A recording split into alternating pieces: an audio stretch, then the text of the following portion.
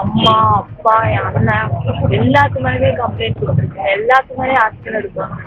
எல்லாத்து மேலே எஃப்ஐஆர் போட்டு ரிமாண்ட்ல வைக்கணும். அப்படி இல்லாட்டி நான் புருஷனோட பாதியை போக மாட்டேன். திண்டுக்கல் மாவட்டத்தில் வேறு சமூகத்தை சேர்ந்தவரை தனது மகள் காதல் திருமணம் செய்ததால் மருமகனை விரட்டி விரட்டி அரிவாளால் வெட்டி கொலை செய்த மாமனாரை போலீசார் கைது செய்தனர்.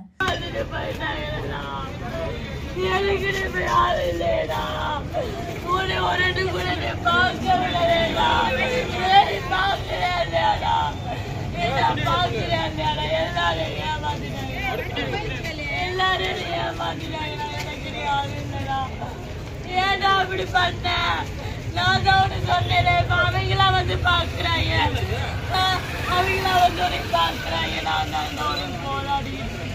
காதல் திருமணம் செய்து 3 மாதமான நிலையில் தலை தீபாவளி கொண்டாட போகும் நேரத்தில் பால் வியாபாரத்திற்கு சென்றுவிட்டு வந்த மருமகனை இடைமறித்து தாம் மறைத்து வைத்திருந்த அரிவாளால் வெட்டி கொலை செய்துள்ளார்.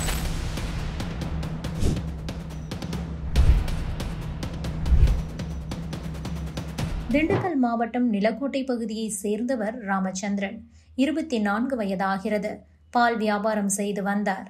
இதேபோன்று பல்வேறு பகுதிகளுக்கு சென்று பால் கறந்தும் வந்தார். இப்படி பால் கறந்து வரும்போது பக்கத்து வீட்டில் வசித்து வரும் சந்திரன் என்பவரின் மகள் 21 வயதான ஆர்த்தியுடன் பழக்கம் ஏற்பட்டிருக்கிறது. ஆர்த்தி கரூரில் இருக்கும் தனியார் கல்லூரியில் பிகாம் படித்து வந்தார். நாளடைவில் இவர்களது பழக்கம் காதலாக மாறியது. இருவரும் ஒருவரை ஒருவர் காதலித்து வந்தனர். ஆனால் இருவரும் வேறு வேறு சமூகத்தை சேர்ந்தவர்கள் என்பதால் பெண்ணின் குடும்பத்தினர் இவர்களது காதலுக்கு எதிர்ப்பு தெரிவித்து வந்தனர். பின்னர் இவர்கள் திருமணம் செய்து கொள்ள முடிவெடுத்தனர். இதற்கும் பெண்ணின் குடும்பத்தினர் கடும் எதிர்ப்பு தெரிவித்தனர். குறிப்பாக பெண்ணின் தந்தை சந்திரன் இவர்களது திருமணத்திற்கு கடும் எதிர்ப்பு தெரிவித்தார். இதனால் பயந்து போன காதல் ஜோடி வீட்டை விட்டு சென்று திருமணம் செய்து கொண்டனர். கடந்த 3 மாதங்களுக்கு முன்புதான் இவர்களது திருமணம் நடந்தது. பின்னர் சிறிது நாட்களில் ராமச்சந்திரனின் குடும்பத்தினர் இவர்களை சேர்த்து கொண்டனர். அதன் பேரில் இந்த தம்பதியினர் ராமநாயக்கன் பட்டியில் தனியாக வசித்து வந்தனர். ஆனால் திருமணத்துக்கு பிறகும் ஆர்த்தியின் குடும்பத்தினர் அவ்வப்போது ராமச்சந்திரனின் குடும்பத்தினருடன் பேசி வந்தாலும் மாமனார் சந்திரன் மட்டும் பேசாமல் இருந்து வந்தார். இந்த நிலையில்தான் தீபாவளி பண்டிகை வருவதையொட்டி காதல் தம்பதியினர் தலை தீபாவளி கொண்டாட தயாராகினர். நேற்று ராமச்சந்திரன் நிலக்கோட்டை அருகே பால் கறப்பதற்காக மோட்டார் சைக்கிளில் சென்றிருக்கிறார். பின்னர் அங்கிருந்து வீடு திரும்பிக் கொண்டிருந்தார். அப்போது வழியில் மாமனார் சந்திரன் அவரை வழிமறித்து தகராறு செய்துள்ளார். இதில் இருவருக்கும் இடையே வாக்குவாதம் உண்டானது. அப்போது தாம் மறைத்து வைத்திருந்த அரிவாளை எடுத்து மாமனார் மருமகனை வெட்டினார். இதில் அவரிடமிருந்து தப்பி ஓடிய ராமச்சந்திரனை விடாமல் துரத்தி சென்று அரிவாளால் ஓட ஓட விரட்டி வெட்டியிருக்கிறார். இதில் இரத்த வெள்ளத்தில் படுகாயமடைந்து சம்பவ இடத்திலேயே அவர் உயிரிழந்தார். இது தொடர்பாக வழக்கு பதிவு செய்த போலீசார் மாமனார் சந்திரனை கைது செய்தனர். ராமச்சந்திரனின் மனைவி ஆர்த்தி கணவரின் உடலை பார்த்து கதறி அழுதார். அப்போதுதான் அவர் என்ன சொன்னார் என்றால், என் தந்தை நாங்கள் இருவரும் வேறு ஜாதி என்பதால் தான் எங்களது திருமணத்திற்கு சம்மதிக்கவில்லை. 3 வருடமாக நாங்கள் காதலித்தோம். வீட்டில் சம்மதிக்காததால் தான் 3 மாதங்களுக்கு முன்பு திருமணம் செய்து கொண்டோம். எங்க அம்மாவும் கூட என்னை மிரட்டுகிறார். என் கணவரை தந்தை தான் கொன்றார் என கண்ணீர் மல்க கூறியிருக்கிறார். 11 மணிக்கு கரெக்டாக எங்களுக்கு கல்யாணம் ஆகுது. 11 மணிக்கு 12 மணிக்கு கல்யாணம் ஆன உடனே நாங்கள் வந்து ஒரு மாதம் 20 நாள் வந்து திண்டுக்கல்ல தான் ஸ்டே பண்ணுவோம். திண்டுக்கல்ல ஸ்டே பண்ண உடனே என்ன பண்ணிட்டாங்க, அவன் பால் வியாபாரம் பார்க்குறான். பால் வியாபாரத்துக்கு ஆள் இல்லைன்னு சொல்லிட்டு 20 நாளில் அவங்க மாமா வந்துட்டு கூப்பிட்டாங்க. அவர் கூப்பிட்ட உடனே வந்துட்டு இவனும் போயிட்டு என்னையும் கூட்டிட்டு போயிட்டான். 2 நாள் என்னை விட்டுட்டு போனால் அதுக்கப்புறம் என்னையும் கூட்டிட்டு போய் அவங்க அம்மா வீட்டில் இல்லை. 10 நாள் 20 நாளில் எங்கள் அப்பா வந்து மிரட்டிட்டு போயிட்டான். அவனை உயிரோட விட மாட்டேன், 2 பேர்த்தி கொண்டேன் அவன் அப்படின்னு சொல்லி அப்பயே குழந்தை விட்டு போயிட்டான். அடுத்து கரெக்டாக ஒரு 2 மாதம் கழிச்சு விநாயகர் சதுர்த்தி அன்னைக்கு கரெக்டாக வந்து அன்னைக்கு முதல் தடவை வந்தப்போ அவன் இருந்தான், என் வீட்டுக்காரர் இருந்தான்.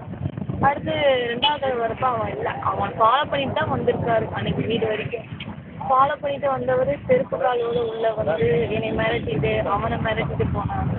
நான் அப்படி இருந்து பின்னாடி பைக்கை பிடிச்சிட்டு போனேன். என்னை கூட்டு போயிட்டு அவனை விட்டுருந்துட்டு சொல்லி அவங்களுக்கு அவங்க கேட்கவே இல்லை.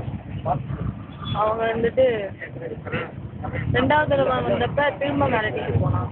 2வது தடவை மிரட்டிட்டு போயிட்டு நேற்று என்னன்னு தெரியல, 4 மணிக்கு சாப்பிட்டுட்டு 4:10 சாப்பிட்டு நல்லா தான் சேர்த்து பேசிக்கிட்டா 4:30க்கெல்லாம் விட்டுட்டு 4:51 எனக்கு வந்த உடனே இது வந்து திட்டமிட்டு 10 பேர் இல்லாட்டினா 5 பேர் சேர்ந்து இதில் வந்து எப்படியும் எல்லாத்தையுமே எல்லாத்தையும் எஃப்ஐஆர் போட்டு எல்லாத்தையுமே போலீஸ் ஸ்டேஷன் இல்லாட்டினா வந்து நான் கம்ப்ளைண்ட் கொடுத்தேன். அந்த 10 பேர், என் அம்மா அப்பா என் அண்ணன் எல்லாத்து மேலேயுமே கம்ப்ளைண்ட் கொடுத்துருக்கேன். எல்லாத்து மேலே ஆக்ஷன் எடுக்கணும், எல்லாத்து மேலே எஃப்ஐஆர் போட்டு ரிமாண்டில் வைக்கணும். அப்படி இல்லாட்டி நான் புருஷனோட பாடியை போக மாட்டேன். அது இது வந்து பல 4 மாசமா அவனை வெளிக்கொண்டு ஆணவத்தில் கொலை பண்ணியிருக்காங்க. என் புருஷனுக்கு நான் இருக்கிற வரைக்கும் நான் பாடி போக மாட்டேன்.